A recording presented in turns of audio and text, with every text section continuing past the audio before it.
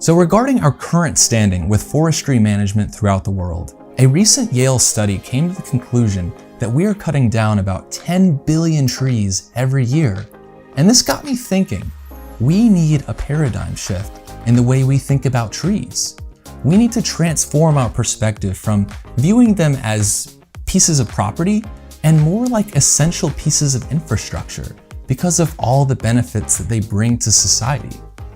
Like any other infrastructure, planting trees now would reduce costs down the line and improve the quality of life on the way. And as an added bonus, we would also create more jobs to plant all of these trees. Now, this isn't to say that governments should commandeer land for the sake of planting trees, but there's a lot of different strategies they can implement, like providing tax credits or subsidies to landowners to use their land in a way that helps to fight climate change and improve air quality by planting trees. Government leadership is essential if we plan on making a big enough impact on this issue. And across the world, we're seeing signs of global cooperation like we've never seen before, just to plant trees. So no matter how big or small a tree planting project is, it's really important to have the right metrics of success in mind.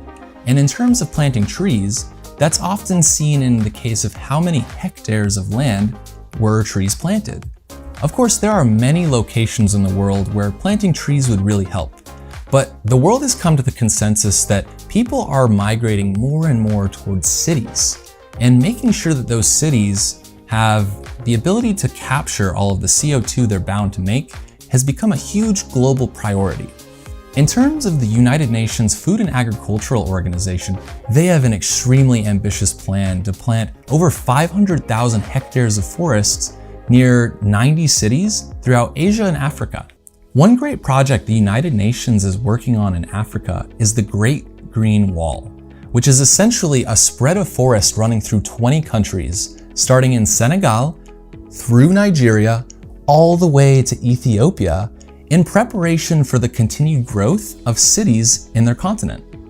And further north, in 2018, Pakistan began an initiative to plant 10 billion trees within the span of 5 years. So they're in the middle of that project, but it's on its way to completion as we speak. While in India, under the Paris Climate Accord, they have pledged to plant 95 million hectares across their country by the time of 2030. But in 2017, they planted 66 million trees in 12 hours. Just goes to show how much potential they have toward this endeavor. Even in the United Kingdom, they are pledging to plant about 10 million trees across all of England. So Europe definitely isn't out of this either. Needless to say, there are some really great projects underway throughout the world, but at the end of the day, they don't mean very much if we continue to tear down the same trees at the same rate we are currently. So now for the elephant in the room. This is not something people enjoy bringing up because it does challenge a lot of our lifestyles, but the leading cause of deforestation is actually animal agriculture.